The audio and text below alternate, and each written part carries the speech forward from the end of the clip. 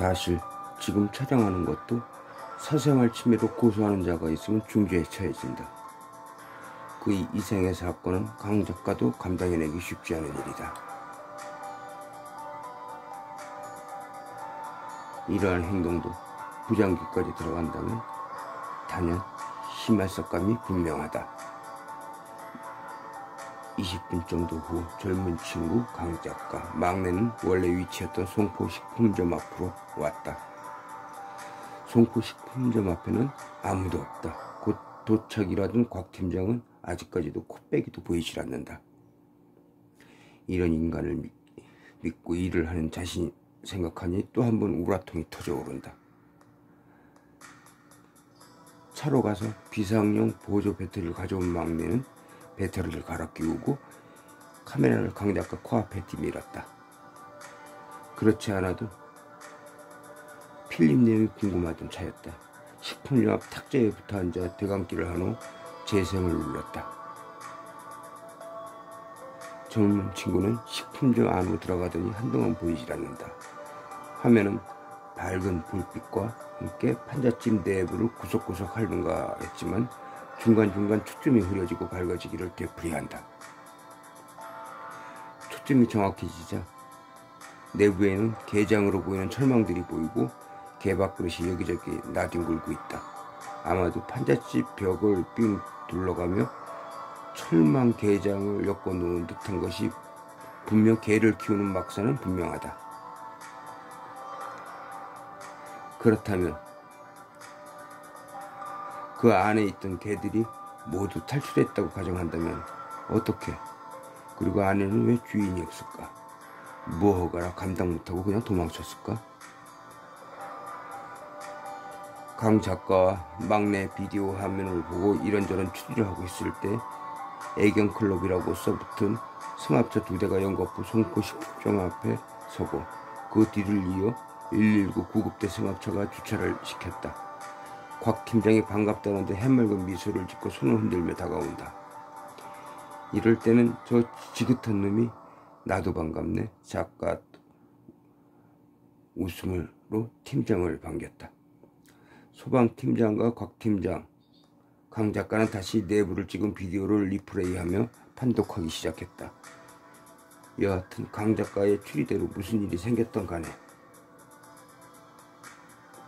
무허가 개 사육장에 있던 수십 마리 개들이 모두 밖으로 탈출했고 그로 인해 견주는 불법에 대한 두려움에 도망을 쳤을 가능성이 가장 유력하다. 유심히 비디오를 판독하며 소방팀장이 소리쳤다. 잠깐만요. 거기 뭐 움직이는 것 같은데? 뭐라고요? 어디 다시 한번 돌려봐. 자세히 보니 개 철장 안에 정말 무엇인가 움직이는 놈이 있는 것 같기도 하다. 카메라 후레쉬가 안쪽까지 밝히지 못해 미처 강 작가와 막내는 보지 못한 것이다. 예리한 소방팀장이 그 작은 움직임을 포착한 것이다. 탈출을 못한 개가 있나봐요? 우선 현장으로 직접 가보도록 하죠. 탈출한 개들은 오늘 늦었으니 내일 잡아드리도록 하죠.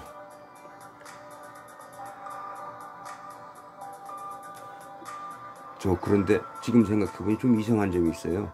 판잣집을 들어가는 문이 밖에서는 아무데도 잠겨있지 않는데 꼼짝도 하지 않았어요. 그럼 안에서 잠겼으면 사람이 지금 안에 있다는 얘기인데? 강 작가는 순간 온몸에 소름이 끼치는 것을 느낄 수 있었다. 안에 사람이 있다는 것이 말이 되는가? 그렇게 악을 쓰고 불러댔는데 아무런 기척이 없었지 않은가? 그러고 보니 문에 안에서 잠겨있다. 누군가 자기들을 지켜보고 있었을 거라고 생각하니 강 작가는 더욱 몸이 움츠러들었다. 강 작가와 막내 곽 팀장, 새롭게 합류된 촬영기사, 그리고 소방팀장과 대원 한 명이 판잣집 앞에 도착했다. 소방대원은 문을 뜯어버릴 것인가 담을 넘을 것인가를 의논한 뒤 큰 목소리를 향해 외쳤다. 안을 향해 외쳤다. 계세요? 소방서에서 나왔습니다.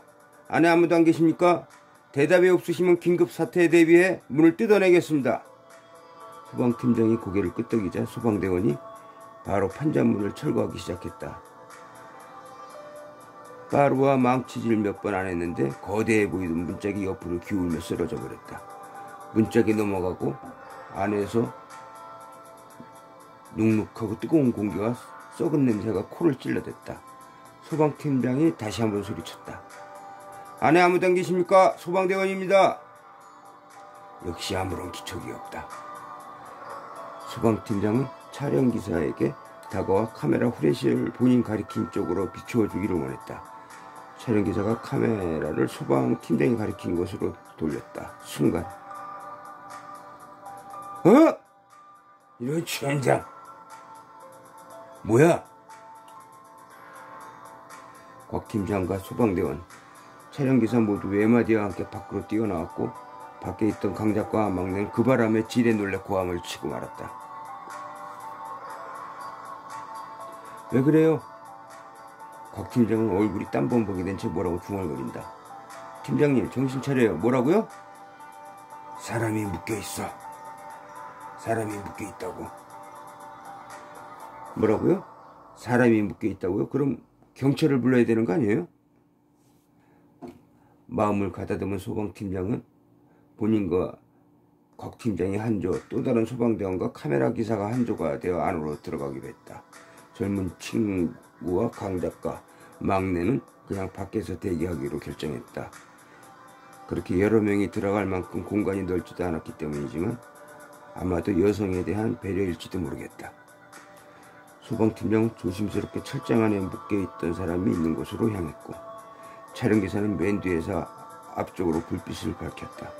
불빛이 철장을 밝히자 쇠사슬이 땅에 끌리는 소리가 들려왔다. 드르륵 드르륵. 계십니까? 저는 소방대원입니다. 도와드리러 왔습니다. 이때 철장 안에서 가늘게 떨리는 목소리가 들려왔다. 살려주세요, 제발. 제발 꺼내주세요. 분명 사람의 목소리였다. 소방팀장이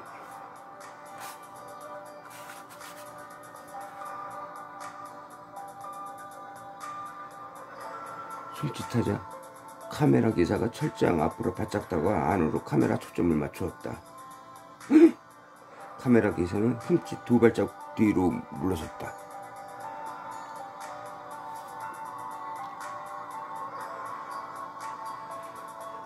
철장 안에는 목걸이에 묶여있는 사람은 40대로 보이는 남성 2명이었는데 모두 피범벅이 되어 있었고 얼핏 봐도 상당히 초췌하고 지쳐 보였다. 이들은 과연 누구인가? 왜 이런 형상을 하고 있는 거지? 소방팀장은 이들에게 치료가 우선이라고 생각했다.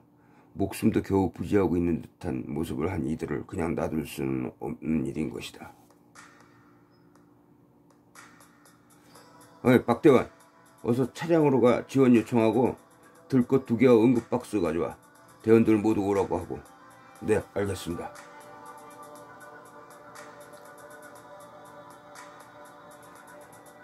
소방대원이 판잣집을 빠져나와 급히 동네로 내려가자 호기심에 발동한 강 작가와 막내가 판잣집 안으로 슬그머니 들어섰다.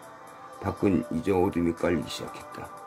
강 작가는 철장 안의 사람들을 보고 숨을 쉴 수도 없었다. 이때 와장창 소리와 함께 날카로운 비명소리가 들려왔다. 모두가 소리가 나는 곳으로 가보니 그것은 부엌처럼 보이는 곳이었는데 막내가 넘어져 있다. 부엌 안은 후덥지근하다. 가마솥이 올려져 있는 아궁이에는 아직도 불씨가 남아있었다. 그렇다면 계질에 묶여있는 저자들 말고 이곳은 누군가 또 있다는 얘기 아닌가. 소방팀장은 보통 일이 아닌 사건의 한가운데 자신이 있다고 생각했다. 지금은 긴급 상황이다. 강 작가는 쓰러져 있는 막내의 상체를 일으켜 세우고 볼을 천천히 때리며 막내의 이름을 불러주었다. 긴장해서 발을 헛디딘 모양입니다. 너무 긴장을 하면 발만 헛디뎌도 줄돌아나는 수가 있으니까요. 얼굴에 찬물을 살짝 뿌려주는 것이 괜찮습니다. 강 작가는 소방팀장이 시킨 대로 수도가에서 물을 받아 막내 얼굴에 살짝 털어주었다. 그러자 몸을 움직이는 듯 하더니 슬며시 눈을 뜬다. 그러나 겁에 잔뜩 질린 눈이다. 눈동자에는 이미 눈물도 고여 있었다. 대체 왜 그런 거지? 막내가 울먹이며 입을 열었다. 저 솥. 그녀는 또 울음을 터뜨렸다.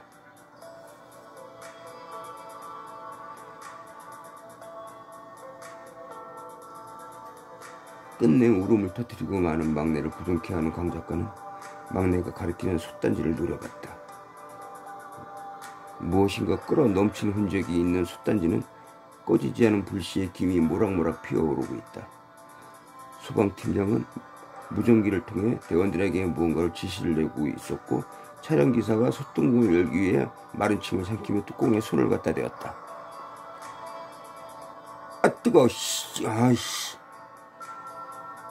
어지간히 뜨거웠던지 얼굴까지 붉어진 차량기사는 부엌 선반에 걸쳐있는 걸레를 손에 감고 다시 뚜껑을 부여잡았다.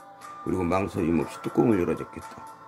뚜껑을 여는 순간 하얀 김이 시야를 흐리며 부엌 천장까지 뭉게뭉게 터져올랐다. 뚜껑을 바닥에 내려놓은 기사는 렌즈를 닦고 비로소 솥 안의 내용물에 카메라를 들이댔다. 충분히 프로다운 행동이다. 김이 가라앉기를 기다리며 한동안 초점을 맞추던 기사는 이내 토악질을 하기 시작했다. 막내를 아는 강 작가도 순간 솥단지의 내용물을 보았고 이내 혼절해버렸다. 병원.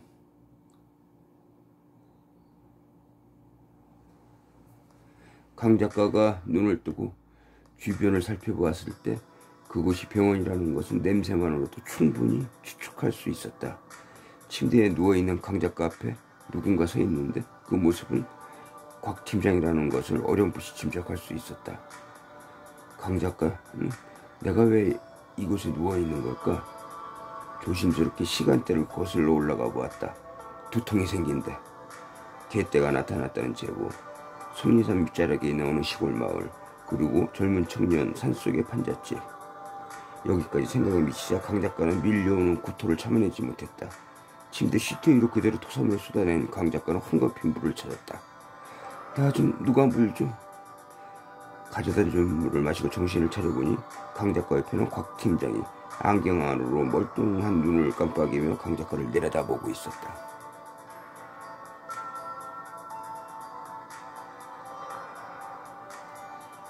곽 팀장님, 어찌된 일이죠? 그리고 우리 막내는? 저는 괜찮아요. 벌써 정신 차렸어요, 강 작가님. 지금 우리가 본 것이 사실인가요? 그 판잣집? 말을 끝까지 못 잇는 강 작가의 눈을 바라보던 곽 팀장이 고개를 끄덕였다. 현재 그 판잣집은 경찰 본부에서 수색 중이고 최초로 판잣집을 들어간 곽 팀장, 소방팀장, 강 작가, 막내 VJ는 증인으로 경찰서에 강제 출두 명령서가 내려진 상태라고 한다. 내가 본 사실이 꿈이 아니면 분명히 살인사건일 테고 그것도 세계에서 주목받을 만한 엽기적인 사건이 될 것이다. 강 작가는 곰곰이 본인이 그곳 사건 현장까지 가게 된 계기를 생각해 보았다. 젊은 친구의 제보, 그리고 10분도 안 돼 한 아주머니의 같은 내용의 제보를 받았다. 그 후 무작정 출동, 젊은 친구의 안내로 판잣집을 찾았고 소방대원이 올 때까지 기다리다 마침내 판잣집 내부를 들어가게 된 것이다. 강 작가는 갑자기 헛구역질이 넘어와 휴지를 입에 갖다 댔다. 오늘은 여기까지입니다. 내일은 경찰서 얘기가 시작됩니다.